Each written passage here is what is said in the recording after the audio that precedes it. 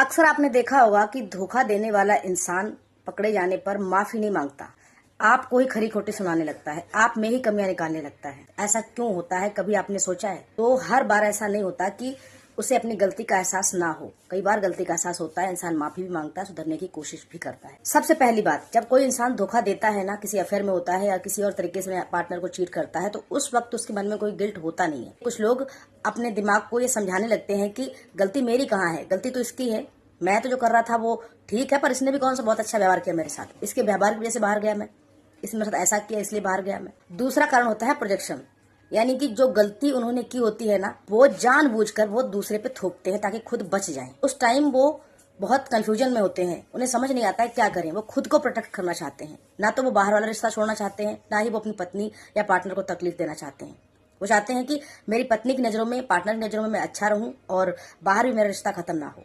तो इसके लिए खुद को प्रोटेक्ट करते हैं वो, और इतना ज्यादा रियल मान लेते हैं अपनी बातों को कि वो धमकाने लगते हैं, पार्टनर को दबाने लगते हैं। तुम मुझ पे भरोसा नहीं करते हो, तुम्हें हर बात पे शक करना जरूरी है, तुम्हारी वजह से मुझे ऐसा करना पड़ गया, और अपनी गलतियां सब कुछ आप पर डाल देते हैं। और तीसरा कारण है डिफेंसिवनेस। अपने आप को डिफेंस करने के लिए वो किसी भी हद तक पहुंच जाते हैं। जब उनकी सच्चाई सामने आने लगती है ना, तो वो शांत होकर जवाब देने की बजाय गुस्सा करने लगते हैं, क्योंकि उस वक्त सामने वाला पार्टनर भी अपनी उस सिचुएशन में नहीं होता है कि बहुत आराम से बात करे। वो भी लड़ झगड़ रहा होता है, तो उसके जवाब में वो उससे ज्यादा गुस्सा और झगड़ा करने लग जाते हैं। जब वो गुस्सा करते हैं तो आसान सी बात है कि सामने वाला इंसान थोड़ा डर जाता है, घबरा जाता है कि अरे ये तो बहुत बड़ी बात हो गई। कई बार ऐसा भी होता है कि वो अपने पार्टनर को मैनिपुलेट करना चाहते हैं, जानबूझकर इतना झगड़ा करते हैं, इतना झगड़ा करते हैं कि असली मुद्दा जो होता है ना, वो साइड हो जाता है और बातें निकल करके आती हैं और झगड़े लंबे लंबे चलते रहते हैं। और जो मेन पार्टनर होता है, जिसे चीट किया जाता है, जिसे धोखा मिलता है, वो बस एक ही बात सोचता रह जाता है कि अरे ये क्या हो गया, झगड़ा तो बहुत बढ़ गया, अब झगड़ा शांत कैसे किया जाए, अब घर में सुकून कैसे लाया जाए, अब आगे के फ्यूचर को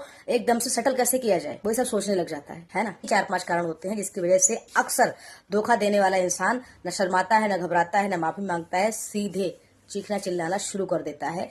और रीजन बस एक ही होता है, खुद को सही साबित करना। जरूरी बात बता दूं कि हर इंसान ऐसा नहीं होता है। अगर कोई व्यक्ति हमेशा अपनी गलती मानने की बजाय हर बार आपको ही दोषी ठहराए, आपकी भावनाओं को ठेस पहुंचाए, आपको नीचा दिखाए, सच सामने आने पर आप पे गुस्सा करने लगे, आपको दबाने लगे, आप पे इल्जाम लगाने लगे, इसको बहुत लाइटली ना लें। अपना ध्यान रखें, अपने आप को समझें, अपने आप को वक्त दें, क्योंकि ऐसे इंसान इतना ज्यादा आपको गिल्ट में डाल देते हैं कि आप खुद ही डिप्रेशन में चले जाते हैं।